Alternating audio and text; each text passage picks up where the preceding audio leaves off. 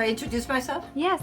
Okay. Good morning. I'm Debra Rapoport. I'm a native New Yorker and proud of it. And I've been into recycling and repurposing for at least the last 50 years. And I've been dressing up since I'm 3 years old because everything was about color, texture, and layering, and it was encouraged by my mother and grandmother.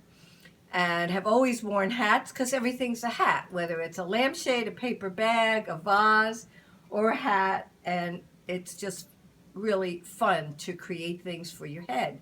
And I believe in frame the face because when you walk in a room, your face is going to be the first thing people are going to see. So either with a hat or a big boa or epaulets on the shoulders or anything like that to make a statement. And as much as I love shoes, if you're in a crowded room, who's going to see that you've got a pair of $1,000 shoes on? So later for that. So here in my room, it's my everything room. All the supplies for teaching that I collect that are all recycled. Many of them are from materials for the arts. Many of them are things I find in the street or thrift shops. All the materials for the hats, which is primarily Viva paper towels. One day the Viva paper towels was sitting on the table and I said, my God, this is like cloth. And I started to mess with it and it said, do me. So I did it. I started twisting it, then I started folding it, and I realized it was as strong as cloth and it could take color magnificently.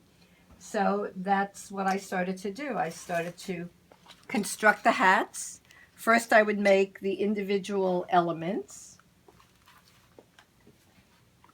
Linear elements, because as a weaver, that's my background, you start with linear elements. You have to start with a warp and a weft. So I would make these linear elements and then I would coil the hats as if I was coiling a basket or a coiled ceramic pot and just build from there. And working with paper, you can go any number of ways. You can get as large as you want. You can make a beret, you can make a top hat, you can make a fascinator. You can paint them any way you want. You can embellish.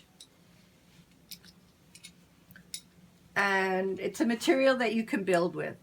And my philosophy has always been, I do my ABCs. And that stands for I assemble, I build, and I construct. And I work with color, texture, and layering. And that's my philosophy for life. That's the way I cook, that's the way I dress, that's the way I live.